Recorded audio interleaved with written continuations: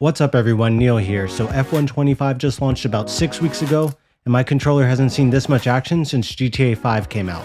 Everyone's been buzzing about it, and now that we've had some real track time, it's time to ask, is this game a championship winner right out the box, or is it more like starting a race on flat tires? We're diving into F125's features, what fans are saying about it right now, how it stacks up against the old games, and what to expect next. Let's hit the gas. Before we dive in, let's clear something up right away. F125 isn't a super hardcore, complicated simulator like those crazy expensive ones real drivers use. It's what most people call a simcade. This means it mixes some realistic driving physics so it feels a bit like a real race, but it's still easy enough to pick up and have fun with whether you're using a fancy racing wheel or just a controller. Think of it like Forza Motorsport, Gran Turismo, or even Project Cars 2. They all balance out real feel with exciting gameplay. It finds that sweet spot. Alright, first let's talk about what's new in the garage for us. F125 promised some big changes. The major hype was around the return of the story mode, better known as Return of Breaking Point. It's back for Chapter 3, aiming to pull us in the drama of F1 like we were in our own movie. You'll experience rivalries and big moments trying to make you feel like you're living the F1 dream. They also revamped the My Team mode when you create and run your own F1 team. It's supposed to give you more control, handling everything from engineering to personnel. That adds a whole new level to team management. And of course, the online play is a huge part of F1. You can jump into quick races, join leagues, or even try the ranked series to climb leaderboards. It's a blast to race against real people, not just the computer. The handling also got some big talk about being more realistic and responsive. On track, it does feel different, a bit more challenging and rewarding when you get it right. It's like they finally taught the car how to talk back a little. Plus, some tracks like Suzuka and Miami have been rebuilt using LiDAR technology, making them super accurate to the real thing, which is a cool detail. Now, for the real test, what are you guys saying right now, just weeks after launch? The internet, bless its heart, is a wild place, kind of like the comments section on a Love Island TikTok video. On the bright side, tons of players are raving about the graphics. This game looks seriously amazing, especially on the newest consoles and PCs. Racing in the rain or at night feels epic. It's like watching F1 on a huge 4K TV, but you're actually driving.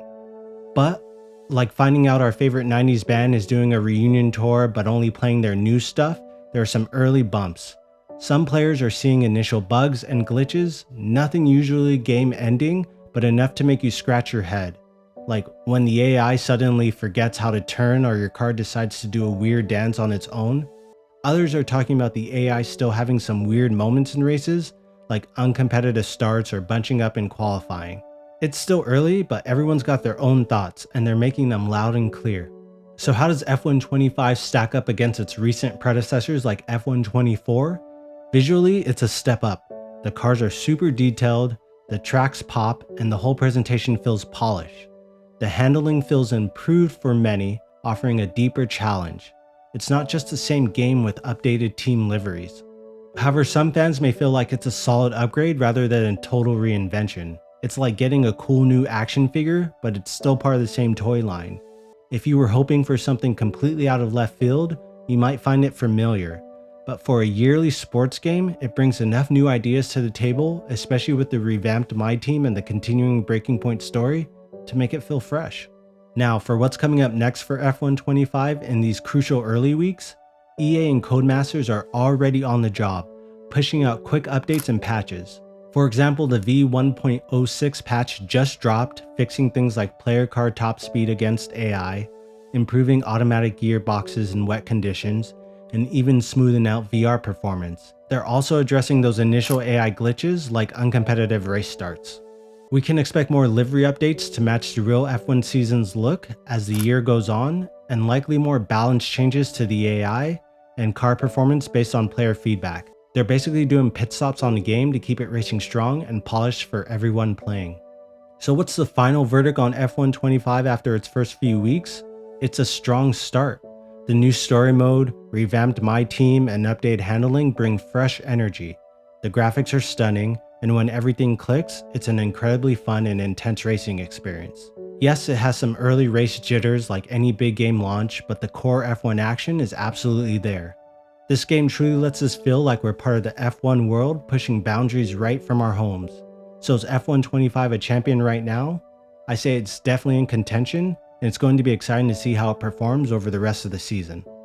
If you like this breakdown and want to keep up with the latest in the racing world and beyond, hit that subscribe button. It helps the channel out a ton. As always, I'm Neil, and I'll see you on the next one. Peace.